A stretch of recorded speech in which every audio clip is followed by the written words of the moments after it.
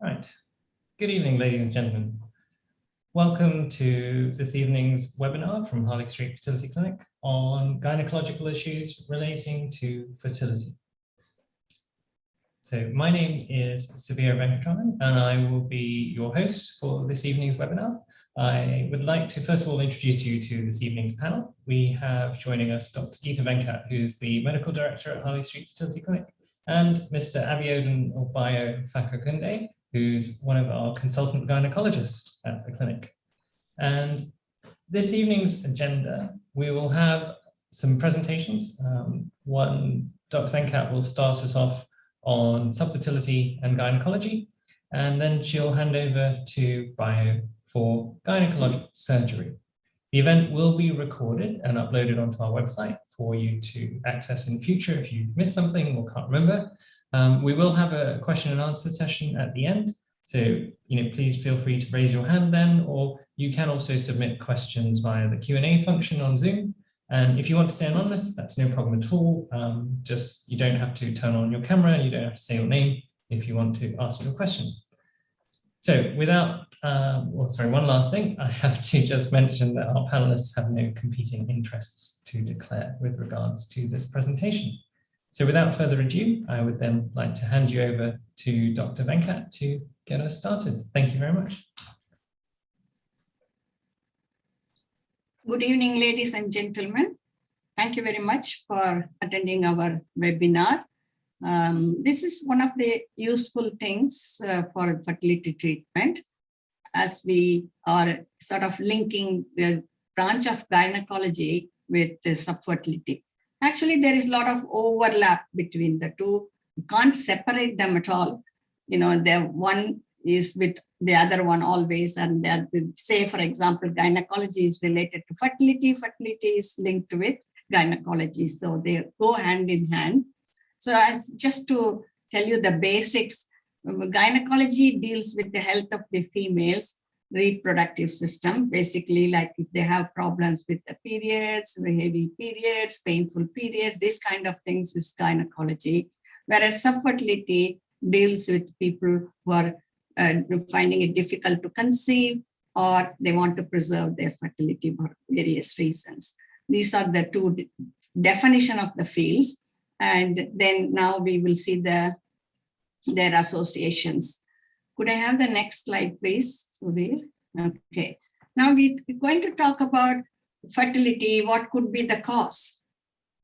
Basically, when we want to investigate and prepare you for any fertility treatment, or even for you to get pregnant naturally, we have to do certain investigations to find out where the problem is.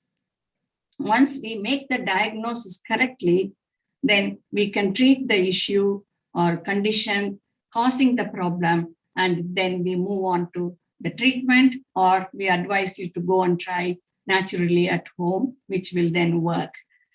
Now, if we look at the causes, it can be genetic, in the inherited factors, which can cause problem, or something to do with the sperm or the egg. Some men have low sperm count, some men don't have sperm which are moving well, and some men don't have sperm at all. So these are the different kinds. And similarly, women can have egg problem, low number of eggs, quality of the eggs, etc. And then the combination of this is the embryo issue. So these are the various things. Basically, we are just touching upon the headings of these various factors, because under this heading, we can have so many factors causing the problem. And in fact, I used to think sometimes, look, if you look at each organ and the problems each organ of the female reproductive system can have, I wonder how so many people in the world get pregnant. Because they have to go through the gametes, sperm and the egg have to go through so many stages. And look at nature, it works beautifully and perfectly in so many people. We realize it only when we see the people who are struggling to get pregnant. We know that there could be so many problems. And the next issue we want to find out is the endocrinological. Women with polycystic ovaries or hormonal imbalance, something to do with the pituitary or hypothalamic all this can cause. And nowadays, people are very much aware of the immunological issues associated with fertility, which causes recurrent miscarriage or failure of implantation.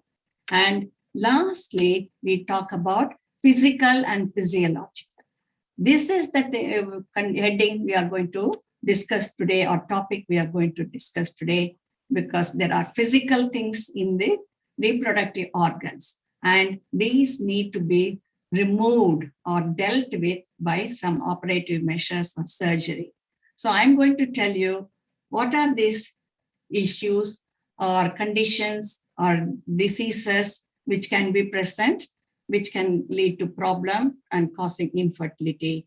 And then I will pass over to my colleague who will talk about solving the problem for you. Okay, next slide, please, Subir. Now, this is a basic question. If you ask me, why is it important? Should we just skip this stage? Because some patients say that, no, I don't want that test. I don't want to have a scan. I want to do IUI straight away because I'm a healthy person. There is nothing wrong with me. It is not like that. Yes, you may not have symptoms, but you could still have some issues. That's why you're not getting pregnant.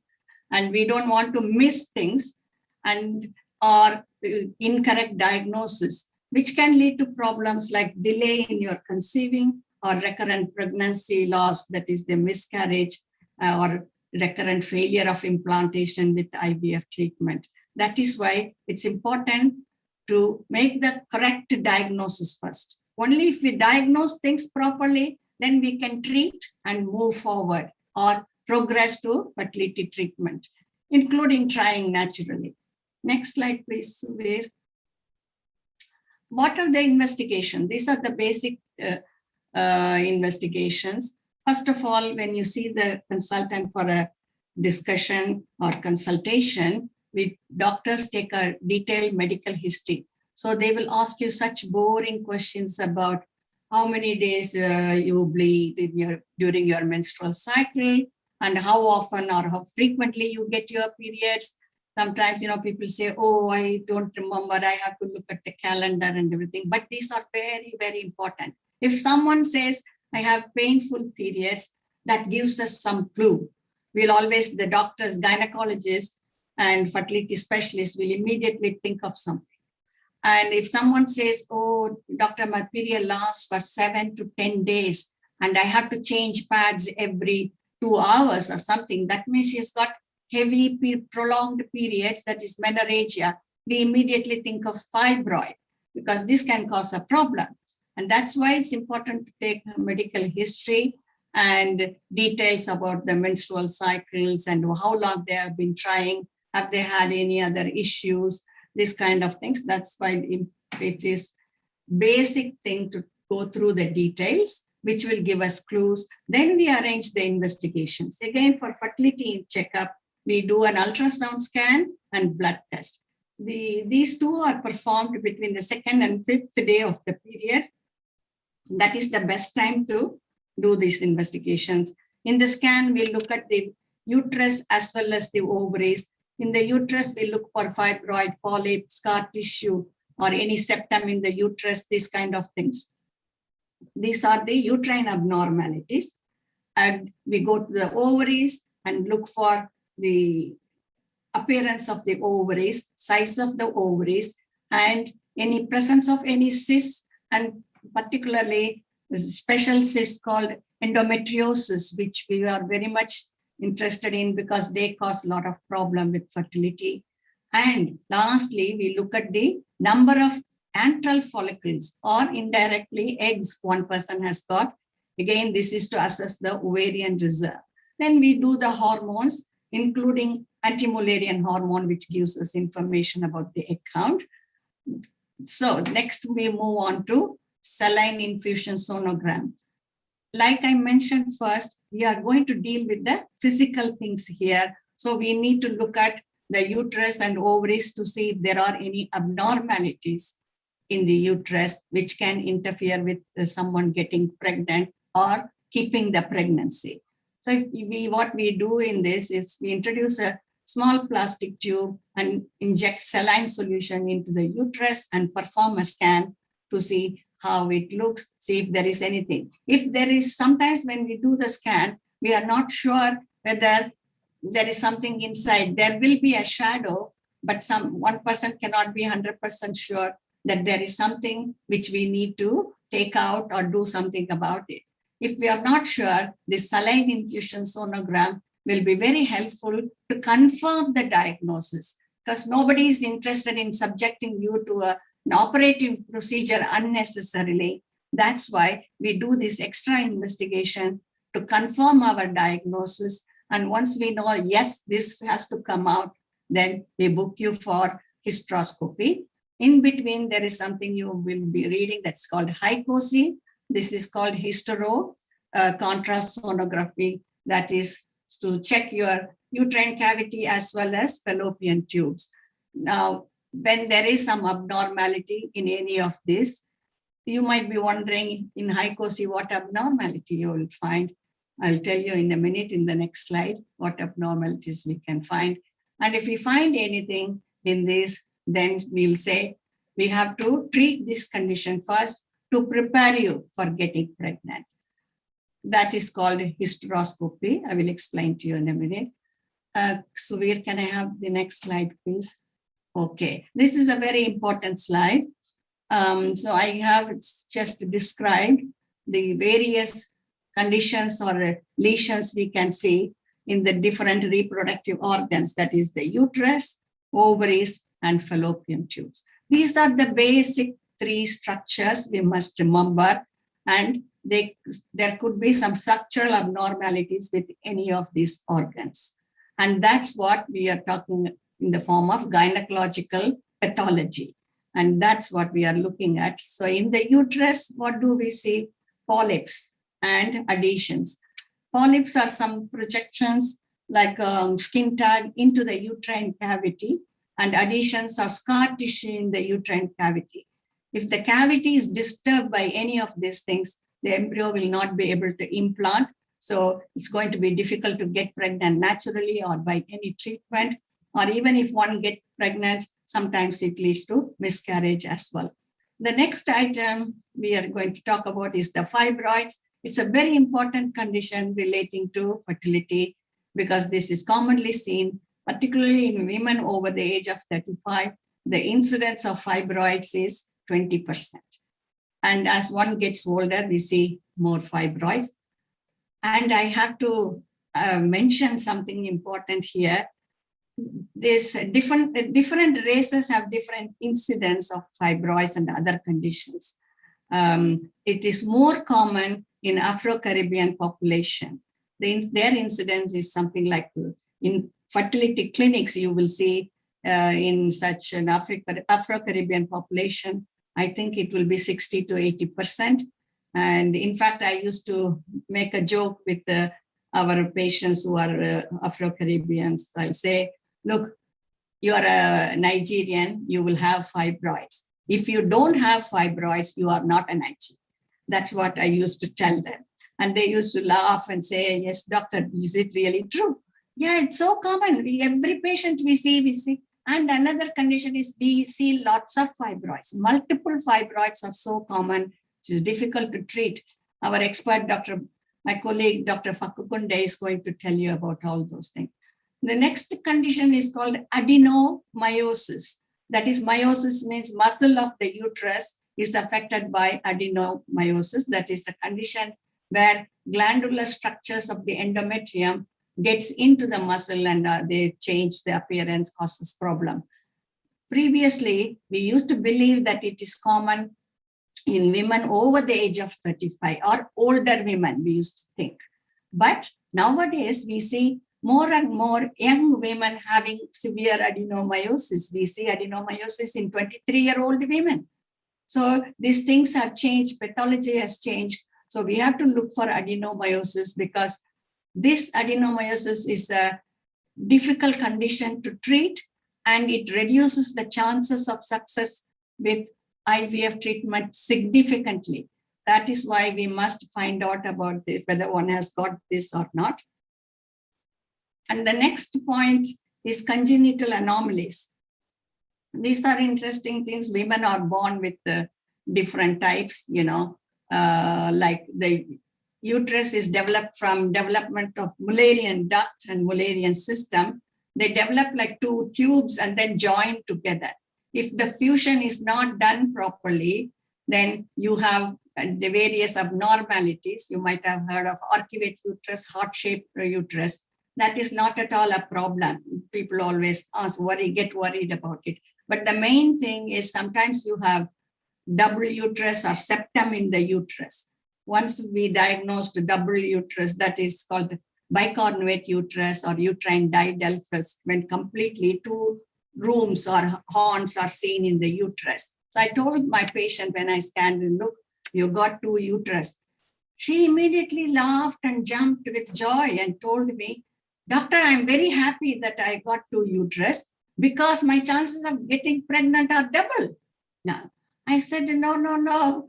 If you have double uterus, it doesn't mean chances are better. In fact, it is a problem for you. It will reduce your chances of getting pregnant. On top of it, even if you get pregnant, you are likely to miscarry because of the issues with this double uterus.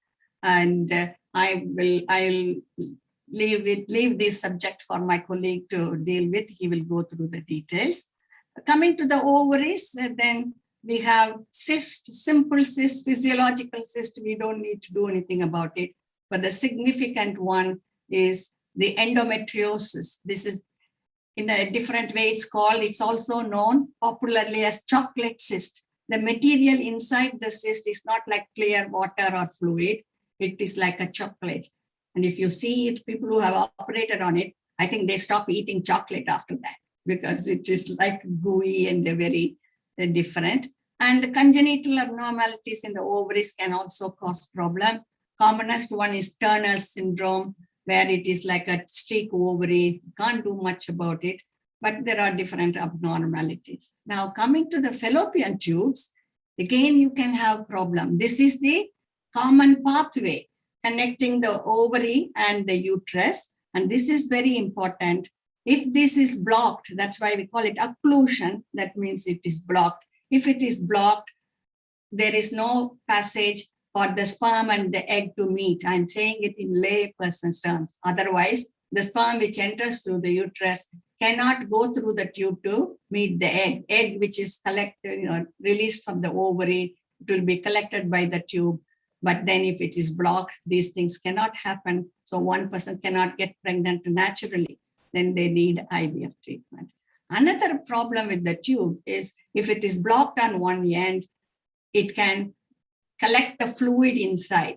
That is called hydrosalpinx. What happens is the glands in the tube keep secreting fluid, and because the tube is blocked, the fluid doesn't drain and accumulates, and the tube becomes dilated. Hydro means water, salpinx means tube. So the tube filled with water is called a hydrosalpinx. And it causes a major problem for IVF patients because this fluid can leak backwards from the fallopian tube and get into the uterus and really kill the embryos. So it's embryotoxic fluid. Therefore, we don't like any hydrosalpinx before we do IVF. And if anyone has hydrosalpinx, we hand over to our colleague and say, you deal with it first. Either remove the tubes or put some clips so that we don't see the fluid. So these are various conditions I have mentioned. Now I'm going to leave you with my colleague who will talk about these conditions and solutions for problem, and he prepares you for the treatment to improve your outcome. I'll hand over to Dr. Fakokunde. Suvir, next slide, please. Thank you. Wow, thank you so much, Geetha. That was very good. Good evening, everybody. And thanks for inviting me to give a little introduction to what we do to complement your work. And I'm Abiodun Fakokunde, but everybody calls me Bio. I work at North Middlesex Hospital primarily. Then I consult at Harley Street Fertility Center as well as North London BMI hospitals. I do operate in all these different aspects of surgical style. So open and minimal access surgery. Next slide, please. Yes, why is it important to work together as Geetha rightly defined? We are gynecology and fertility services are we are family. And the reason is because a lot of people, most of the reproductive organs, as we call it, is actually mainly for reproduction, which means that essentially what it's meant to achieve is so for that purpose. Of course, it becomes diseased one way or the other. Now, depending on the cause, most people who have gynecological problems are not sick. So it's because of some issues, maybe it's relating to fertility, that will actually highlight the fact that there may be some issues wrong with them. So we have the kind of pathway going between us and them fertility experts. So they refer patient to us, we refer patient to them. So we work together in harmony to ensure that the purpose of having the reproductive organs is achieved. Okay, next one. Now, what is a reproductive organ? This is essentially the diagram. I'm going to do a lot of diagrammatic sketches, so a lot of what I present are pictures. So I'll talk through them nevertheless. Now, that's there are four, that's the vagina, that's the cervix, this is the womb where baby is carried, and leading to that womb will be the tubes that goes to where the ovaries are. So to get pregnant, of course, you need a good soldier deposited in the vagina, swim through the cervix, which oftentimes around the time of ovulation, the fluid that the cervix secretes is actually very thin and allows the egg to swim, the sperm to swim through easily. Now, when it gets there, the work is just starting, because about the same time, the ovary is releasing its eggs with the hope that the sperm will swim. Is a very long distance, right from here, down here, up to the end of this. Fertilization takes place here, and then both are carried back into the womb and about day 3 of fertilization to implant. Now, so every part of the journey is very important, right from the vagina, because some people don't have it sometimes, or it is occluded at the top, the cervix doesn't communicate with it. So anything could actually happen. We don't see a lot of it, but there are people who have such problem. The cervix itself could have had treatment in the past, and then because of that treatment in the past, it's actually literally closed. A simple treatment like a loop excision of the zone because of abnormal smear could actually cause closure of the root or narrowing of it. Sometimes some people have abnormal cells in the cervix, and you excise a bigger space of it, and then that can cause issues as well. Then you go to where the bedroom is. I always think this is the bedroom. Now, and it's like a bed here. If you put your bed, the way to look at the uterus is very simple. If there are too many particles on the bed, there's no way one can sleep well. So you always need to have a very smooth, well-laid bed, which is what nature does every month so that people can get pregnant. But any problem within the lining of the womb would cause trouble in terms of the baby sleeping well. So even when you bring the embryo back, there's no place for them to reside in. Of course, this particular motorway must be working at all times. Any block in the motorway, maybe there are too many potholes, maybe there's a roadblock, somebody's had an accident along the line, can contribute to the damage and prevent the egg from traveling back, because sperm may be able to go, but sometimes traveling back, the road suddenly becomes too narrow. And that's when people have ectopic, okay? And then it becomes a medical emergency. Of course, the ovary itself, that is the factory where the eggs are produced. A lot of things could go wrong there. Next slide, please. So what I'm gonna do is just to take, well, before then, what sort of surgeries can we do? Surgery depends on the particular problem of the particular client. There's no one size fits all. A lot of the time nowadays, we do a lot of things through the keyholes. Okay, we are doing a lot of hysteroscopy, a lot of laparoscopy, but sometimes we still can't do that. We still have to go to the good old traditional surgery of open surgery, which includes the cut being a bikini line incision. Sometimes we have to do a midline incision. We try as much as possible to remember the cosmetics aspect of it, but it depends on what we are starting with, and then the options that will be given to the person. Okay, next one, please. So the next stage is just to show you some pictures of what can occur in the life. I will take each of the region one by one. So I'm going to start with my so-called bedroom, which is the bed itself. What are the things that go wrong in the bed? Geetha has alluded to the issue of polyps. Now, why is polyps such a problem? When we put embryo back, if you put an embryo on this, then it means they don't get a root for the placenta to grow. And that means that that pregnancy may not hold. So cleaning the uterine cavity, which often can be done in an office procedure, we do that at the Harley Street quite a lot of times, which is we put in a telescope into the lining of the womb and shave the polyps. It's a very short procedure, takes about 10-15 minutes, and then under sedation, so you don't feel any discomfort, and then it's all taken out. And these are kind of juicy polyps that you can remove. There are so many different ways of removing it. Primarily, you can use a scissors. Sometimes you can use what we call the musculator that is passed through the telescope to remove it. Sometimes we use electrical scissors to also cut it out. Okay, next one, please. The other common problem that is, I think it's quite common, it depends on the environment everybody is coming from.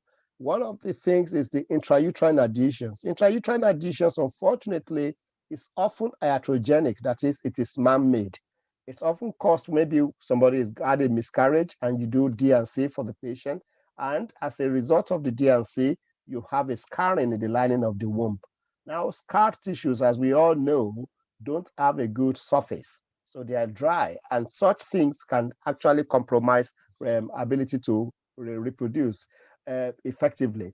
Of course, the other bit that is quite common is also following operation, especially the operation of fibroid.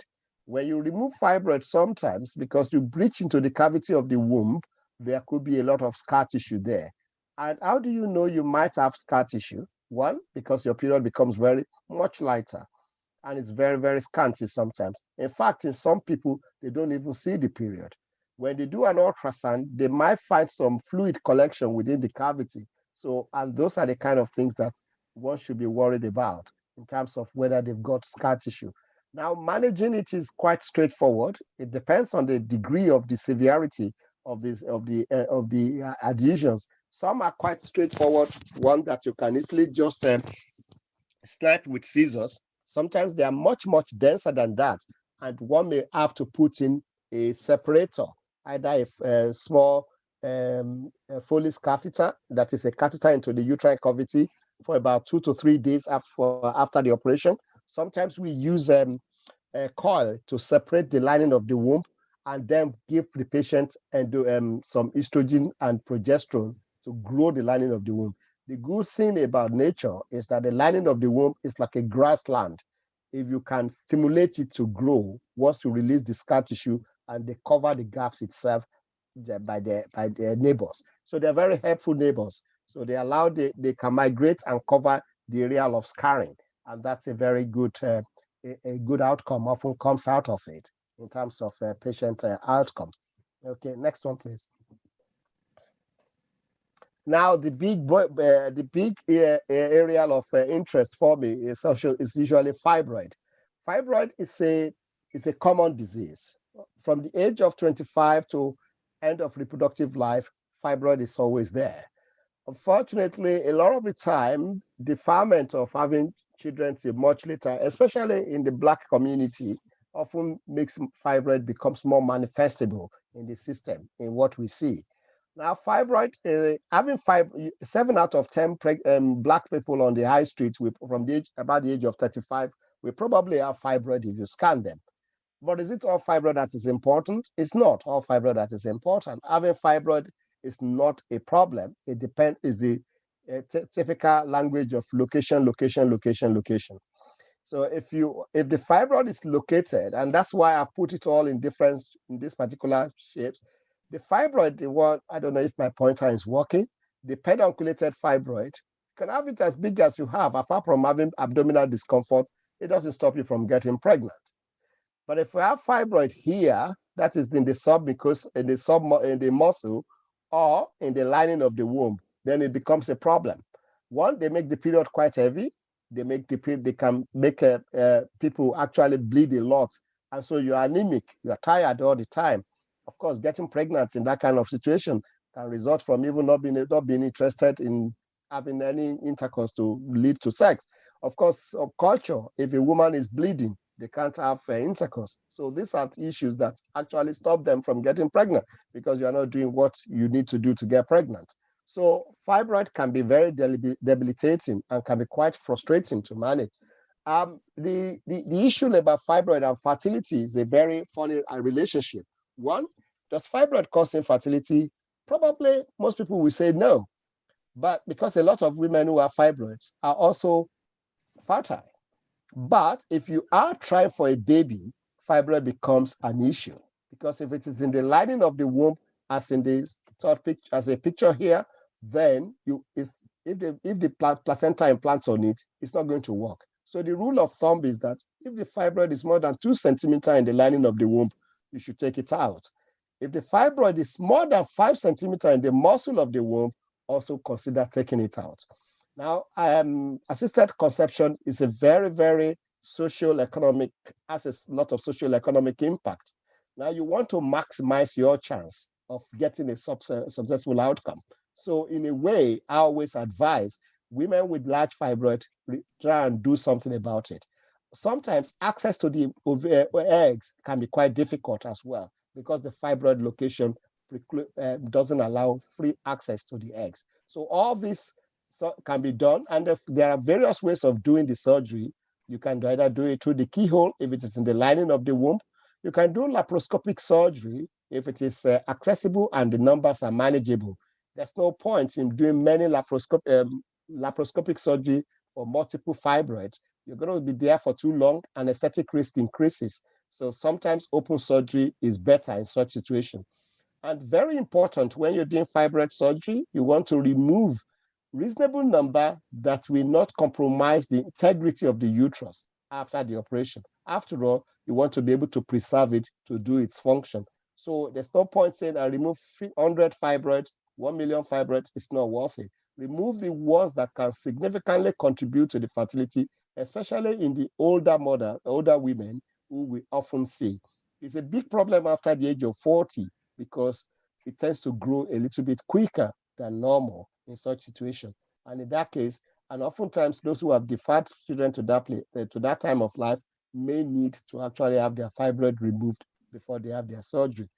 Following removal of fibroids, as I said before, oftentimes it's important to arrange for an hysteroscopy 6 to 8 weeks after, especially if the cavity is breached, so as to make sure that the lining of the womb is regular and integrity is maintained. Next one, please. Now we're going outside the bedroom. Now we're going to our motorway. The motorway, I said, there are quite a few things that can happen to the motorway. The motorway can be damaged because of infections. Okay, it's not common here, but again, because of the system we all work in, chlamydia is pretty common in the community, and it could cause tubular damage. Gonorrhea is also prominent, and even following sepsis, following childbirth, following miscarriage, all these things can lead to damage of the tubes.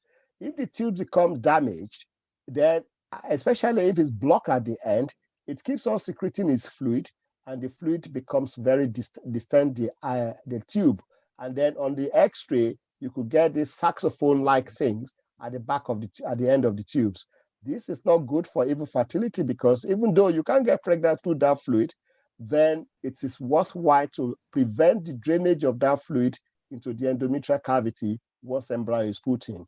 A lot of people feel very frustrated. I was having a chat with a young lady this evening because she was offered a clipping of her tubes while she was planning for fertility. The fertility team said, go and clip your tubes. She said, but I don't want to lose my tube. I think things might still happen. I might get pregnant.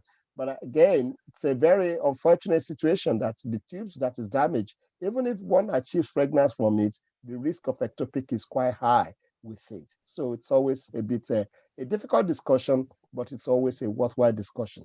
How do you do? What do you do? You can clip it if you don't want to remove the tube. You can also excise the tube sometimes, especially if it is making it difficult to access the eggs, so as to encourage egg collection. So sometimes that may be worthwhile to remove the damaged fallopian tubes. And it can often, this is done through the keyhole. It's a day operation. You come in the morning, probably 2 hours after surgery, one should be able to go home in that situation. Next one, please. Now, the more common problem in the Western world is actually endometriosis. Now, the relationship between endometriosis and fertility is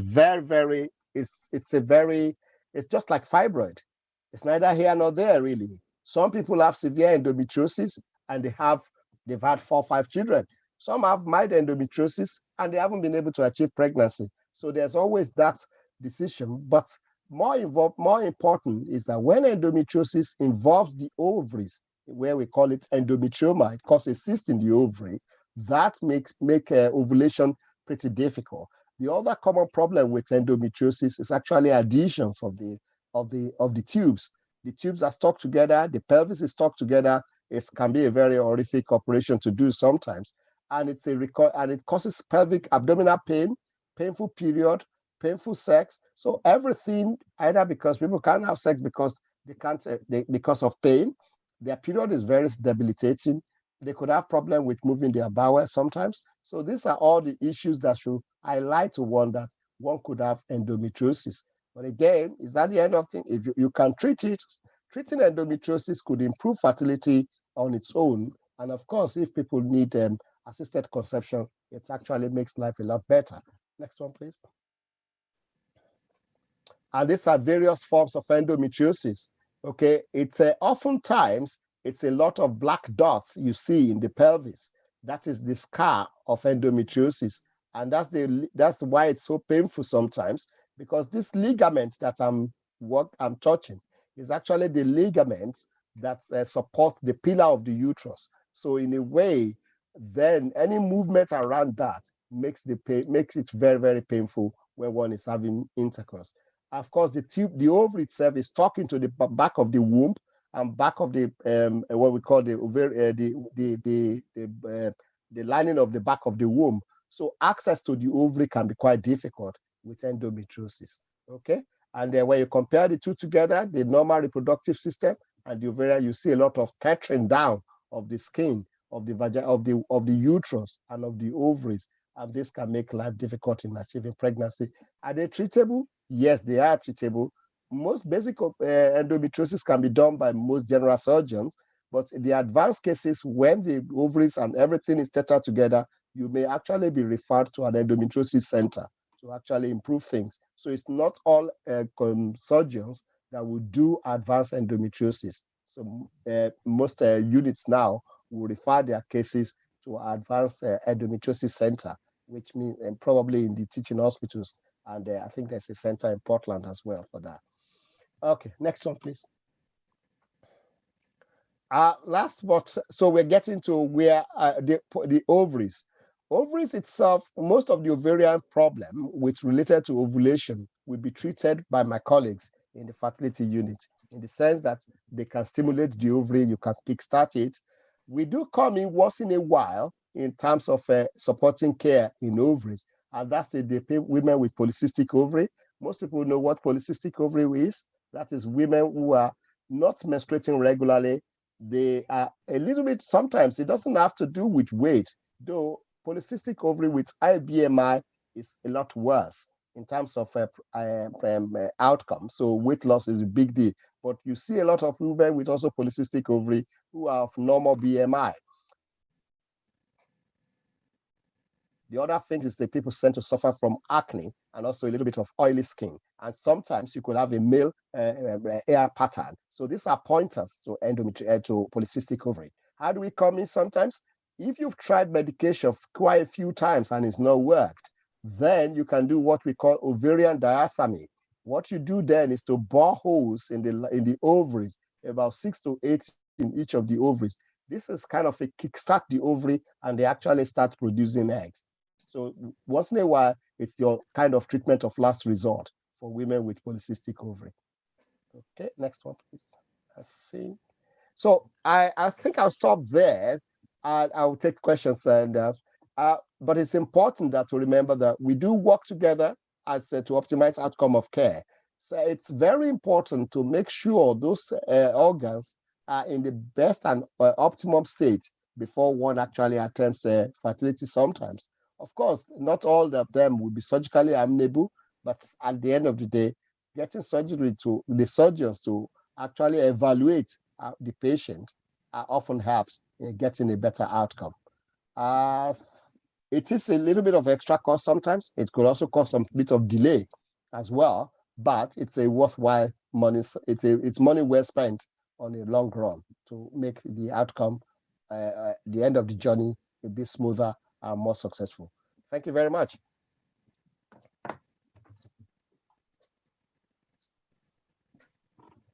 Right, thank you. I'd like to thank both our speakers for very educational and informative talks. I think every time I hear this, I learn something new. So with that being said, I would like to turn it over to a Q&A session for our audience. If you have any questions, please feel free to submit it through the Q&A functionality on Zoom, or raise your hand and we'll put your microphone on. I actually have a question for Dr. Venkat, if you don't mind. You touched on different investigations, and you mentioned, what's called an ultrasound scan and also what's called a saline contrast scan. What's the difference, and why do you do one or the other? That's a very good question, Suvir. It will be useful for everyone listening to the answer. Basically, we don't do one or the other. These are complementary to each other. And the initial scan is called the baseline ultrasound scan. It's a simple ultrasound vaginal scan. So we look at the structures of the organs like uterus and ovaries. So we get the basic information about them. And then when we do that, if we find something suspicious or like polyp or any shadow inside the uterine cavity, or sometimes because of fibroids, we are not able to see the outline of the cavity very clearly. We want to make sure, like Dr. Bio said, the cavity or the bed should be smooth and regular for the embryo to implant. And if we want to make sure of that, then we need this additional investigation called saline infusion sonography, whereby we inject the saline solution into the uterus through the cervix and perform an ultrasound scan to check what is the situation. What we see as a shadow in the normal ultrasound scan will come as some object floating in the water when we introduce saline. And unfortunately, I don't have any pictures now. We have seen so many pictures of this polyp. It will come floating in the water. You can see definitely that there is something there, polyp or fibroid, whatever it is, it should not be there. We know that there is a lesion and we need to deal with it before we start fertility treatment. And then we call for help from bio to help, get rid of these things. That is why we do the saline scan before any embryo transfer. All the patients in our clinic have this saline scan before embryo transfer because they spend so much money, go through hormone treatments and create the embryos. We don't want to just put the embryos blindly into the uterus. Sometimes because of these lesions, the embryo may not implant, or sometimes embryo might implant, but they will miscarry at a later stage. That is why it's important to clear everything beforehand, do the preparatory work properly. Always preparation helps with the success rate. Therefore, we do all the investigations. Sometimes patients say, oh, I have to spend so much money on all these extra tests, but it will save you money in the long run, because otherwise you will be doing treatment again and again, which will cost you more money. I think it's better to do investigations completely and then proceed with the treatment. I think that's a good way of thinking. And as a follow-up question, actually, to both of you, maybe we should ask this at the beginning. I didn't think. What would you say is the incidence of any form of pathology, in females that you see in clinic? Bio? So actually, sorry, I'm going to ask Bio first, and then.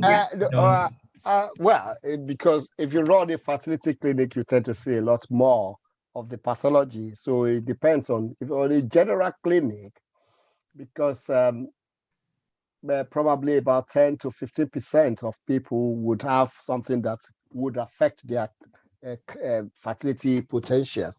Mind you, a lot of us, we see patients that are general setup. However, in a fertility center, there seems to be a lot more. I think Geetha will probably give it probably about 30 to 40%. They have something that will have contributions to fertility improvement or not. Yeah. Yes, that is true. And something like 10 to 50% is a good estimate, like you said, fertility clinics.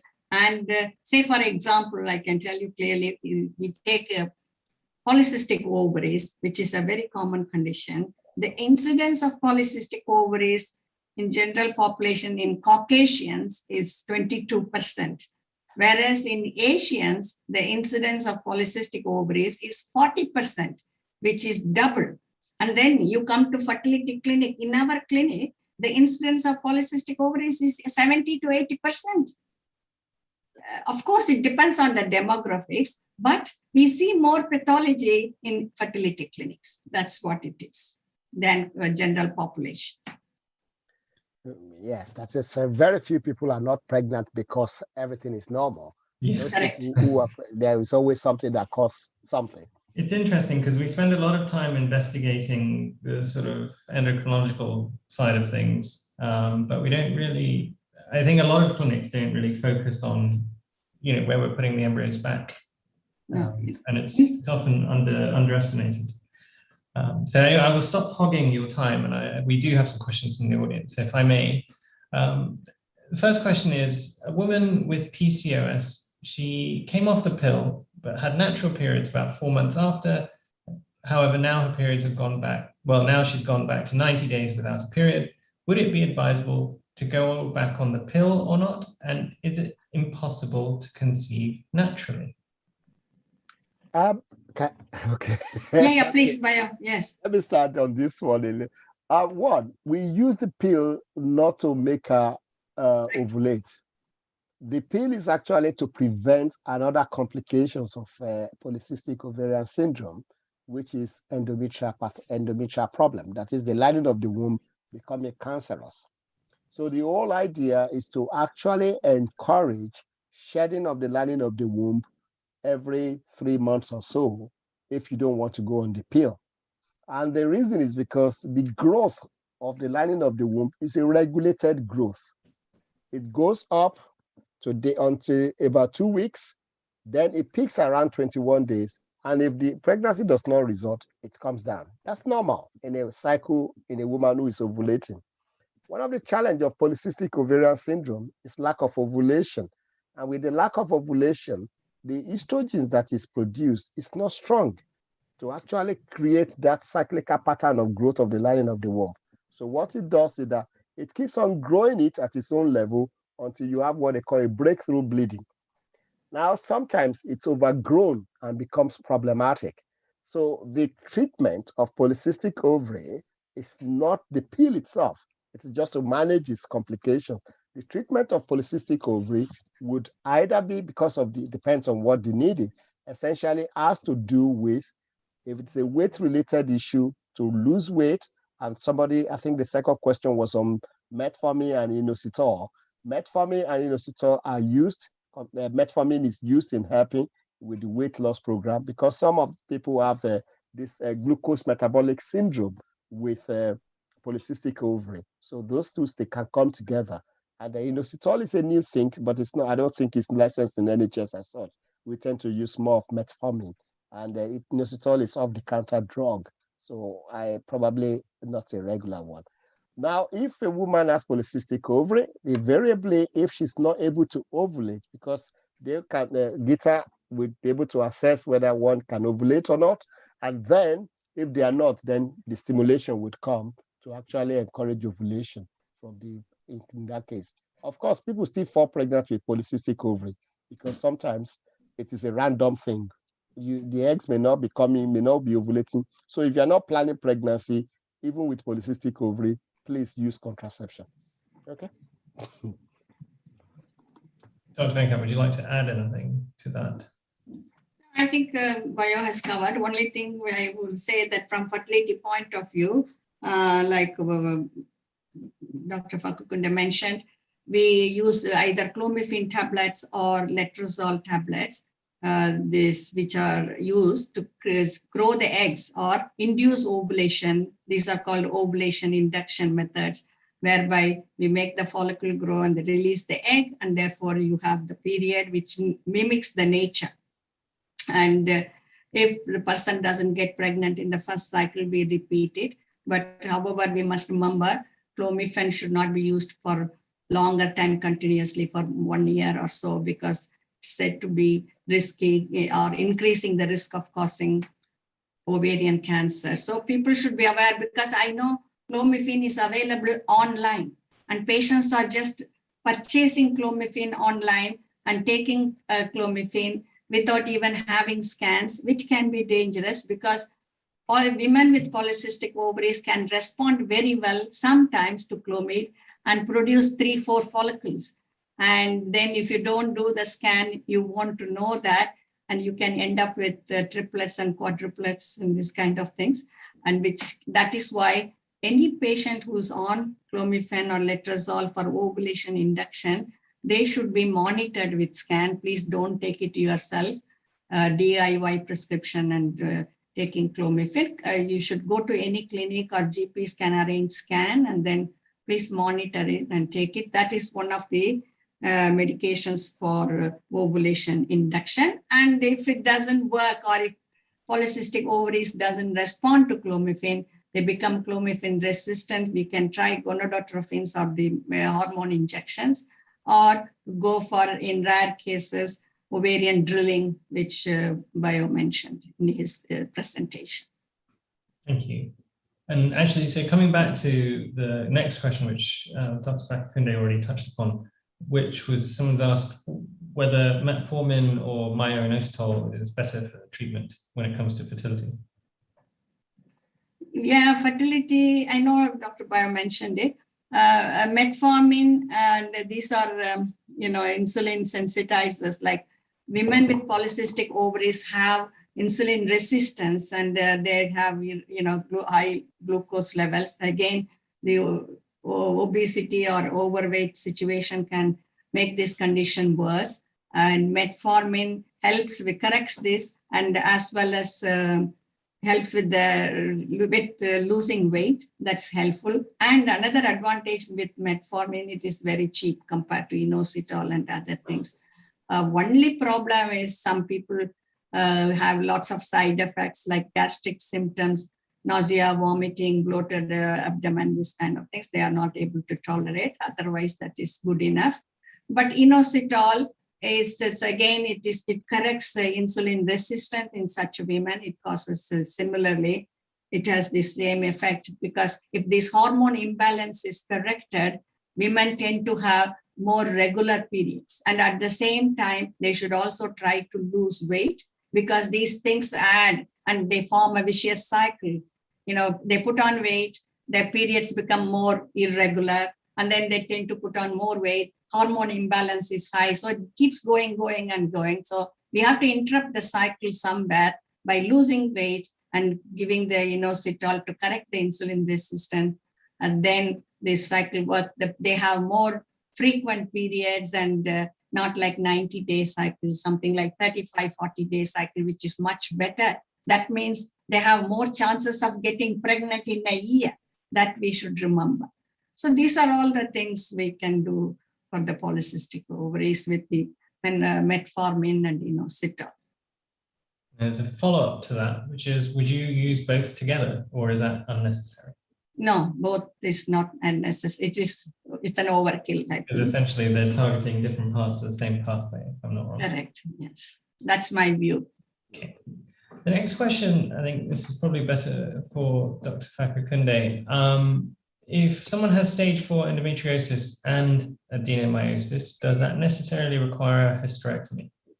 Depends on the stage of life the person is. Of course, for somebody who still wants to have babies, then no, because at the end of the day, you can control the disease to achieve pregnancy, maybe not naturally, maybe with assistance, quite all right. If somebody has completed his family, our family rather, then of course, hysterectomy is a reasonable treatment. The alternative to hysterectomy will be using the hormone. Just like you use hormone to stimulate ovulation, you can use hormone to stop the ovaries from working, and that you can then stop. If you stop the ovaries from working, endometriosis is better, because as you remember, endometriosis is the lining of the womb outside of the womb, outside of the womb cavity. So all those areas that have abnormal endometrial lining, they will probably go dead because they don't have the roots like the lining of the womb has to regrow itself every month. So sometimes stopping the ovary from working for about 6 months sometimes helps. And it's people with severe endometriosis, you could just do that. Of course, alternative is if a woman has completed her family, the Mirena coil is actually very good in that situation to manage such patients so that it stops them menstruating. And because the hormones actually act locally, it also helps in controlling endometriosis. So there are bits and bobs one can do, and to stop a woman to make life more bearable. Because with severe endometriosis stage 4, if it's the symptomatic type, then that can be a lot of pain indeed, with period and all other things in our life. And as a follow-up to that, if someone was sort of presenting with this, and they wanted to achieve a pregnancy, how would you manage it, and what would be the best route to achieving a pregnancy? The best route in such situations often is assisted conception, I must confess, because a lot of the time the scarring in the pelvis is such that it's actually stop the ovary itself. Even if it releases eggs at all, it's very difficult to go to the right way through that fallopian tube. Then sometimes the fallopian tube is equally damaged because of the endometriosis. And as I said, the part of the presentation is a severe painful period and also severe pain with sex. So all these things contribute to people not being able to achieve pregnancy with endometriosis. There's a school of thought that even if a woman has endometrioma, then it's best to actually resolve it before trying for baby even with assisted conception, so as to remove the cyst in the ovary. That helps with access to ovary, collecting the eggs, and also improve the quality of the eggs as well. So then I guess, Dr. Venkat, would you suggest sort of creating embryos first and then treating the endometriosis surgically before transferring the embryos back? Yes and no, because I will say, like bio, sometimes it's better to deal with the endometriosis first before even you go to create the embryos, because severe endometriosis causes or reduces the quality of the eggs. And we want good quality eggs for good success rate. So if we want to improve, then it's better to deal with it. But at the same time, not everyone is the same. We have to look at the ovarian index first, ovarian reserve and fertility index. Supposing someone has got lots of eggs, and when we take out the endometriotic cyst or endometrioma, some amount of ovarian tissue comes out with that. And if they lose the 3 or 4 eggs, it's not going to be a problem. Whereas if someone has got low number of eggs and low ovarian reserve, and she only has 3 or 4 eggs in each ovary, and when we take out the huge cyst, some ovarian tissue will come out with that, and she might lose some eggs. So nowadays, there are recommendation, if someone has got low ovarian reserve, then better collect the eggs, create the embryos, and then deal with the endometriosis to optimize her body for the embryo implantation. But if someone's reserve is good, like the endometriosis hasn't done the damage yet to the eggs, then it's better to treat the endometriosis and then create better quality embryos. Thank you both. That was very informative. Next question that we have is it true that once you've achieved a successful pregnancy and given birth, and the underlying assumption is that one has PCOS, the PCOS might sort of might abate, or could be improved as a result of this? Bio, would you take the question? Possibly yes, but again, maybe probably increase activity following childbirth. If yes, and a lot of the time, because diagnosis of PCOS is a very interesting diagnosis, because you have to have 2 out of 3 conditions to make the diagnosis for a start. A lot of the time, what we see is we see the this necklace appearance of the ovary on ultrasound with the absent with period, but the blood test may be normal. So in such situation, it's not impossible that such patient may even be seeing a period normally. But would having children improve it?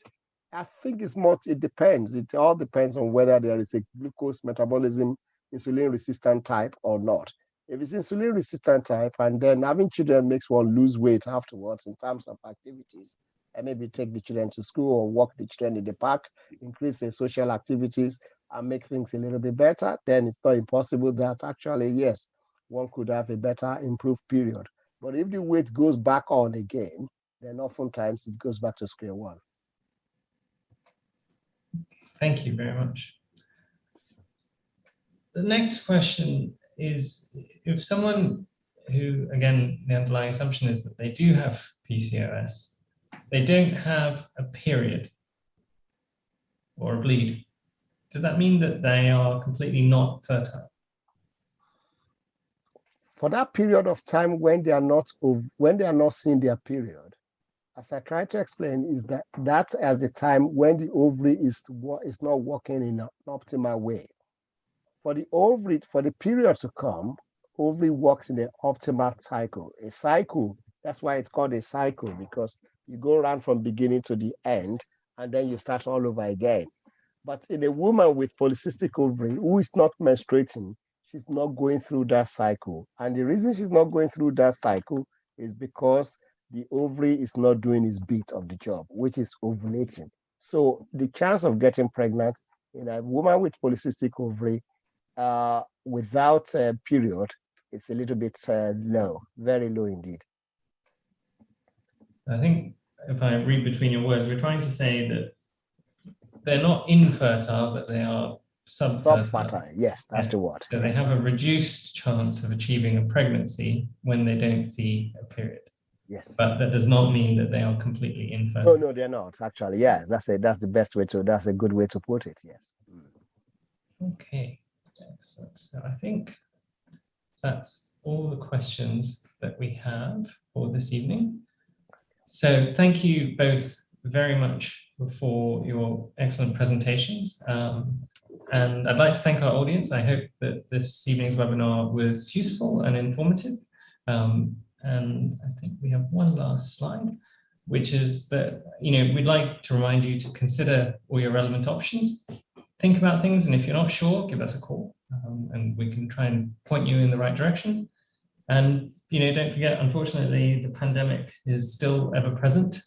So be safe. Please try and consider getting vaccinated, and be careful, especially over the coming months as the winter comes and the flu season sets in.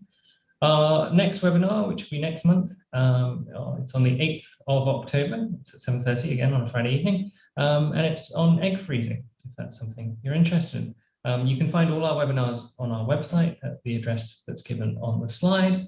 And so all that remains is for me to thank our panel again. So thank you, Dr. Venkat.